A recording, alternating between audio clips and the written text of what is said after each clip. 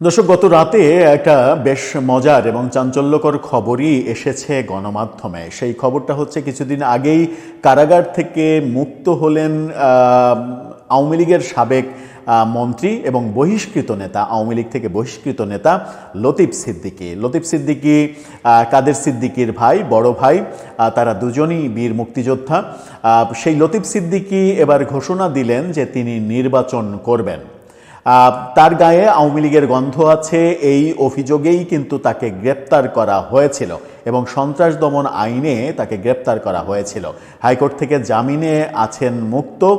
নির্বাচনের ঘোষণা যখন দিলেন তখন তাকে আওয়ামী লীগ হিসেবে ট্রিট করে নতুন করে আবার গ্রেপ্তার করা কিংবা নির্বাচন থেকে বাইরে রাখার ব্যাপারগুলো হবে কিনা, এটা নিয়ে একটা বাজে সিচুয়েশন তৈরি হবে কিনা, সেই আলোচনা কিন্তু এখন উঠছে। কি বললেন লতিফ সিদ্দিকী? কেন হঠাৎ করে এই শেষ বয়সে এসে আবারও নির্বাচনের কথা ভাবছেন তিনি?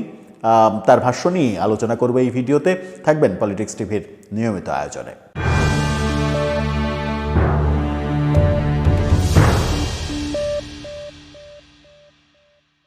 দর্শক, বলছিলাম বীর মুক্তিযোদ্ধা লতিফ সিদ্দিকীর কথা। কিছুদিন আগেই হাইকোর্টের জামিন আদেশে তিনি বেরিয়ে আসলেন জেল থেকে। আমরা দেখেছি আগস্টে তাকে গ্রেপ্তার করা হলো রিপোর্টার্স ইউনিটির একটা অনুষ্ঠান থেকে, সন্ত্রাস দমন আইনে। সেখানে মঞ্চ ৭১ নামে একটা সংগঠনের আয়োজিত প্রোগ্রাম ছিল, কিন্তু আয়োজকরা সেখানে ছিলেন না। যারা আমন্ত্রিত অতিথি হলেন তারা মবের শিকার হলেন, তারপরে তারাই গ্রেপ্তারের পাল্লায় পড়লেন এবং সন্ত্রাস দমন আইনে মামলায় তাদেরকে জেলে পাঠানো হয়েছিল। তারপরে মুক্ত হতে দেখলাম। এবার তিনি নির্বাচন করার কথা বলছেন। হঠাৎ করে তার নির্বাচন করতে ইচ্ছা হলো কেন? কি বলছেন তিনি? গণমাধ্যমের শিরোনামটা দেখে নিন। সেখানে বলা হচ্ছে, নির্বাচনে অংশ নেওয়ার ঘোষণা আব্দুল লতিফ সিদ্দিকীর। সেখানে বলা হচ্ছে, আসন্ন ত্রয়োদশ জাতীয় সংসদ নির্বাচন করার ঘোষণা দিয়েছেন আওয়ামী লীগের বহিষ্কৃত প্রেসিডিয়াম সদস্য এবং সাবেক মন্ত্রী আব্দুল লতিফ সিদ্দিকী। আওয়ামী লীগ কিন্তু তাকে বহিষ্কার করেছে, অর্থাৎ আওয়ামী লীগের তিনি আর কেউ নন। গতকালকে টাঙ্গাইলের কালিহাতী সদরস্থ নিজ বাসভবনে রাতে এক অনানুষ্ঠানিক মতবিনিময় সভায় তিনি এই ঘোষণা দিয়েছেন। মতবিনিময় সভায় মহান মুক্তিযুদ্ধে টাঙ্গাইলের commander in chief Abdul Latif Siddiqui বলেন, নির্বাচন নিয়ে গত কয়েকদিন তিনি দ্বিধাদ্বন্দ্বে ছিলেন।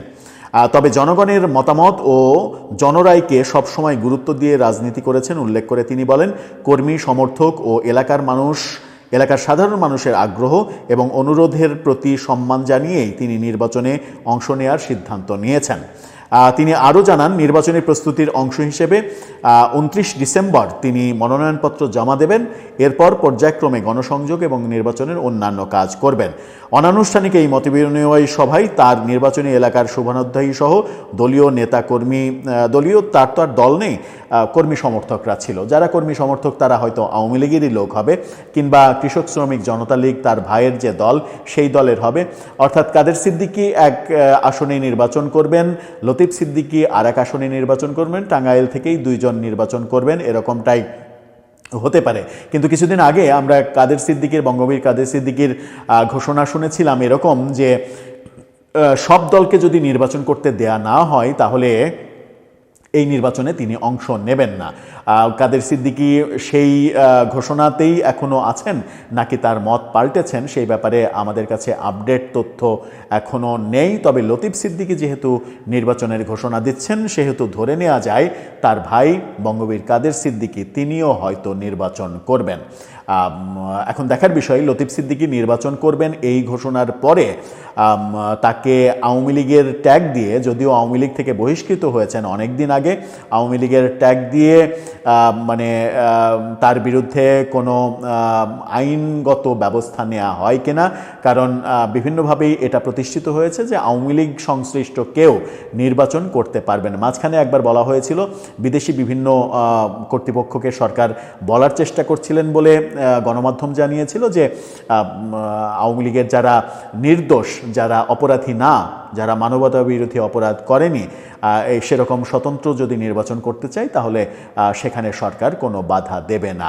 পরবর্তীতে আমরা ওসমান হাদির মৃত্যুর ঘটনার পরে সরকারকে আবার নতুন করে হার্ডলাইনে যেতে দেখেছি।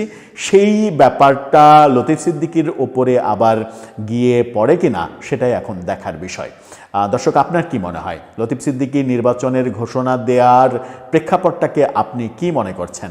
তিনি কি আওয়ামী লীগের সিগনালে নির্বাচন করতে চাইছেন, নাকি আওয়ামী লীগ থেকে বহিষ্কৃত সেই ব্যাপারটা মাথায় এখনও আছে, তিনি আওয়ামী লীগকে ওন করেন না, সেইভাবেই তিনি নিরপেক্ষ নির্বাচন করবেন? আপনার মতামত জানিয়ে লিখতে পারেন আমাদের কমেন্ট বক্সে।